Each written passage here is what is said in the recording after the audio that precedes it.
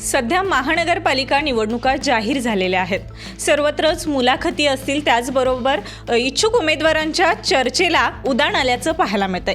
आपण प्रत्येक प्रभागामध्ये जाऊन इच्छुक उमेदवार कोणाच्या नावाची चर्चा सुरू आहे हे आपण पाहत आहोत। विजयी भव या कार्यक्रमाच्या अनुषंगानं आपण या सर्वच प्रभागांचा आढावा घेतोय आणि प्रभाग क्रमांक 1 मध्ये आपण आल्यानंतर इथल्या नागरिकांच्या प्रतिक्रिया जाणून घेतल्या। काय बी आमचं असू दे, काय म्हणलं काय झालं तर पळत आमच्याकडे येतात आणि आम्हाला अंकारी साहेबच पाहिजे। सुनील अंकारी साहेब। का सुनील अंकारी हवे? त्यांचं काम चांगलं आहे। अहो रात्री फोन करा, 12ला करा, 1ला करा, 2ला करा, त्या टायमाला तुमच्यापाशी हजर आहे। विचार करून आमच्या प्रश्नाला उत्तर देणारी माणसं म्हणलं तर आत्ता हंकारात आहे, म्हणून आम्ही जे प्रेफरेबल आता व्यक्तिमत्व जे कोण असेल ते आता हंकारातच आहे। की बाबा एक हाक मारली तर रात्री 12 येणारा माणूस म्हणजे हंकारी साहेब, कधी बी हाक मारले तरी येणार आणि भागाचा विकास करणारा एकमेव हंकारी साहेबच असणार आहेत। आमच्या तरुण पोरांना भरपूर सहकार्य आहे त्यांचं, गोरगरिबांना मदत आहे त्यांची आणि माणूस आपला हक्काचा आहे। हंकारी साहेब पाहिजे आहेत नगरसेवक। या ठिकाणी एकच चर्चेतील नाव जाणवतंय, ते म्हणजे सुनील हंकारे। सध्या आपण त्यांची प्रत्यक्ष भेट घेतोय, त्यांच्याकडूनच जाणून घेऊया या महानगरपालिका निवडणुकीमध्ये ते इच्छुक आहेत, नेमकं त्यांचं मत काय आहे। नमस्कार सर। नमस्कार मॅडम, मी प्रभाग क्रमांक 1मधून सुनील विश्वनाथ हंकारे। सर, आता महानगरपालिका निवडणुका जवळपास 10 वर्षानंतर लागलेल्या आहेत। महानगरपालिका निवडणुकीबद्दल आपलं मत काय आहे? सर्वप्रथम मी आभार मानतो की या ठिकाणी बरेच वर्षानं 10 वर्षानं आता इलेक्शन लागलेलं आहे। प्रशासनाचा जो कारभार होता तो महानगरपालिकेमध्ये एक नगरसेवक होऊन सभागृहात जाण्याची संधी मिळणार आहे। त्याचबरोबर आपल्या आता प्रभागामध्ये आम्ही प्रभाग क्रमांक 1चा आढावा घेतला, यामध्ये सुनील हंकारे हे नाव एक चर्चेचं असल्याचं आपल्याला पाहायला मिळतं आहे। काय आपलं समाजकार्य आहे, राजकीय पार्श्वभूमी नेमकी आपली काय आहे?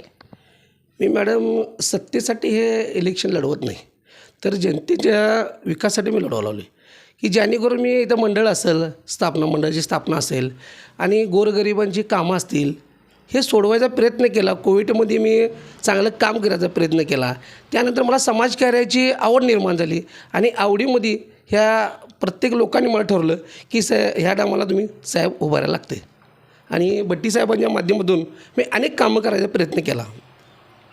आता आपण बंटी साहेबांचा उल्लेख केला, कशा पद्धतीनं आपल्या आता भागासाठी आपण निधी आणला किंवा काय काम आपलं आत्तापर्यंत झालं आहे त्याबद्दल काय सांगा? बंटी साहेबांनी जे इथं रस्त्याचं कामाचं हे घेतलं सर्वप्रथम बंटी साहेबांनी इथं रस्ते नव्हते, ते रस्त्याला आम्हाला बजेट दिलं। त्यानंतर गटर्स नव्हते, गटर्ससाठी हे दिलं, बजेट दिलं। बंटी साहेबांच्या माध्यमातून बरेच कामं दिले। आत्ता जे ड्रेनेज लाईन आहे ती ड्रेनेज लाईन पण साहेबांच्या अमृत महोत्सवातून ते पूर्ण होणार आहे। त्यात आता चालू आहे, आता प्रशासन काम चालू आहे आता ते। नगरसेवक म्हणून आपण इच्छुक आहात, कसं काय कामकाज असणार आहे आपलं इथून पुढचं नगरसेवक झाल्यानंतर? मी पहिल्यांदा नगरसेवक झाल्यानंतर एक माझं मी कार्यालय चालू करणार आहे आणि ज्या कार्यालयामध्ये की जेणेकरून मला सगळ्यांचा लोकांचा संपर्क घेता येतील की बाबा तिथं कोणाची पण अडचण असेल तर ते कार्यालयामध्ये येऊन संपर्क साधतील, अशा दृष्टीने मी कार्यालय चालू करणार। आणि काही प्रश्न भागातले आहेत, आज कचरा असेल किंवा ड्रेनेजचा असेल, बगीचाचा असेल करण्याचा मुद्दा घेतला मी आणि मला एवढंच सांगायचं आहे जनतेला की तुम्ही असा एक नगरसेवक निवडून द्या की ते पैशाला न बळी पडता एक चांगल्या नेतृत्वाला तुम्ही आज काम करायची संधी द्या, जेणेकरून तुमच्या आज आया बहिणींच्या आज कुठल्याही कामाची अडचण असेल किंवा प्रश्न असतील महिलांचे ते मी प्रणाली लावल्याचं काम करीन। अनेक गोष्टी असतील की बाबा महिलांचे किंवा मुलींची, आत्ता यंग मुलींच्या त्या आम्ही सगळ्या लावण्याचा प्रयत्न करेन मी। त्याचबरोबर आता युवा वर्ग आहे आणि या युवा वर्गाला नोकरीची संधी हा खूप मोठा प्रश्न आपल्याला पाहायला मिळतोय। आपल्या भागातल्या मुलांसाठी नोकरीच्या संधीसाठी नेमकं काय काय करायची तुमची योजना आहे, कशा पद्धतीनं आपण काम करणार आहात? नोकरीच्या संदर्भात तुम्ही जर विचारला मला तर अतिशय चांगला प्रश्न केला आहे की महत्त्वाचे म्हणजे महानगरपालिकेला जे आता ज्या राहिलेल्या जे जागा आहेत काही तर हे आत्ताच्या जे बेरोजगार पिढी आहे त्यांना या जागामध्ये मिळायलाच पाहिजे, हे आमचा पहिला मुद्दा असणार आहे तिथं की बाबा जास्तीत जास्त मुलं भरती करून घ्यावी कोल्हापूर महानगरपालिकेला। आणि काय असतील किंवा आपल्या महानगरपालिकेचं उत्पन्न कसं वाढलं पाहिजे, स्टेट विभागचे आज दुकान गाळे बंद आहेत ते चालू व्हायला पाहिजेत, अशा पद्धतीनं तिथं युवा पिढी गेली पाहिजे, हे माझं पहिल्यांदा मत आहे। त्याचबरोबर आपण पाहतोय की कोल्हापूरकरांच्या जिव्हाळ्याचा प्रश्न कुठला असेल तर तो हद्दवाढीचा, त्या संदर्भात आपण कसं पाऊल उचलणार आहात? हद्दवाढ तर झालीच पाहिजे. हद्दवाढ झाली तरच विकास होणार आहे मॅडम. आणि हद्दवाढ हे सगळ्यांचं मत आहे की पहिल्यांदा हद्दवाढ व्हावी आणि कोल्हापूरचा विकास व्हावा. काही प्रश्न असे येतात की हद्दवाढ करू नका. तो लोकांचं मत आहे की जनतेचं की हद्दवाढ व्हायला पाहिजे. हद्दवाढ झाली की सगळ्या सुविधा उपलब्ध होणार आहेत तिथं आपल्याला. आणि तसा महाराष्ट्र शासनानं JR पण काढलेला आहे की हद्दवाढीचा. तो आता लवकरच होईल मॅडम. आपण पाहतोय की प्रभाग क्रमांक 1मध्ये आम्ही आता आढावा घेतला. आपलं नाव तर चर्चेत आहेच, परंतु इतर आपल्या इथल्या मतदारांना आपण काय सांगाल, काय आवाहन कराल? मला मतदारांना एकच सांगायचं आहे की आजच्या परिस्थितीला जर बघायला गेलं तर सर्वसामान्यांचा आज मी उमेदवार इथं. आणि पैशाला न बळी पडता की एखाद्या सर्वसामान्याला तुम्ही निवडून द्यावं, ही अशी माझी विनंती आहे, नम्र विनंती आहे. आणि तुम्ही कोणतंही काम सांगा, आम्ही तिथं हजर असणार आहे. की कोणत्याही कामाला आम्ही तिथं हजर असणार आहे.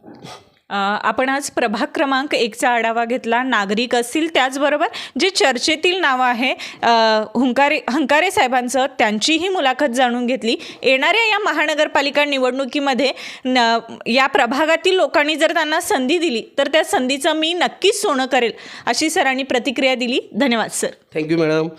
नमस्कार मॅडम, माझं नाव अश्विनी सुनील हंकारे. 2025-26 कोल्हापूर महानगरपालिका निवडणुका होत आहेत. आपल्या भागातील सेवेसाठी आणि सर्वांगिनी साठी माझे बाबा निवडणूक लढवत आहेत. हे केवळ कर्तव्य नाही तर आश्वासन नाही, तर एक आम्ही कामाचं ध्येय घेऊन आम्ही आपल्या लोकांसाठी येत आहोत. आणि आज समाजामध्ये खूप अनेक समस्या आहेत.